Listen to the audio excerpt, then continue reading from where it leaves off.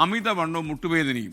ഈ വിഷയത്തെക്കുറിച്ചാണ് ഇന്ന് കൊച്ചി VPH ലെക്ചർ ഹോസ്പിറ്റലിലെ trauma and joint replacement surgeon doctor Vinay Jaison Chacko സംസാരിക്കുന്നത്. Family doctor supported by VPS lecture.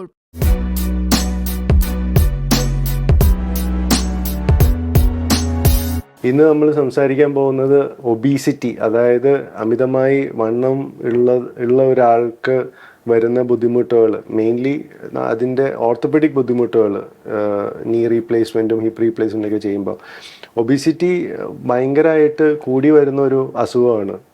അപ്പം അത് ബേസിക്കലി നമ്മുടെയൊക്കെ ലൈഫ് സ്റ്റൈലും ഫുഡ് ഇൻടേക്കും എക്സസൈസ് ഹാബിറ്റ്സും ഒക്കെ കൊണ്ടുവരുന്നതാണ്.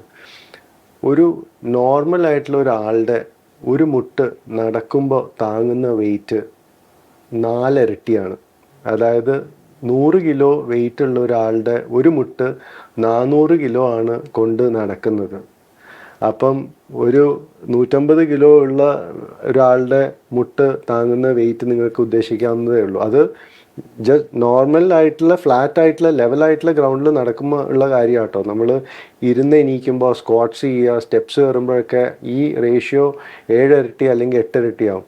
അതുകൊണ്ടാണ് വണ്ണം ഉള്ളവരുടെ മുട്ട്, ഹിപ്പ് ജോയിൻറ്റും നീ ജോയിൻ്റ് ഒക്കെ വേഗം തേഞ്ഞു പോകുന്നത്.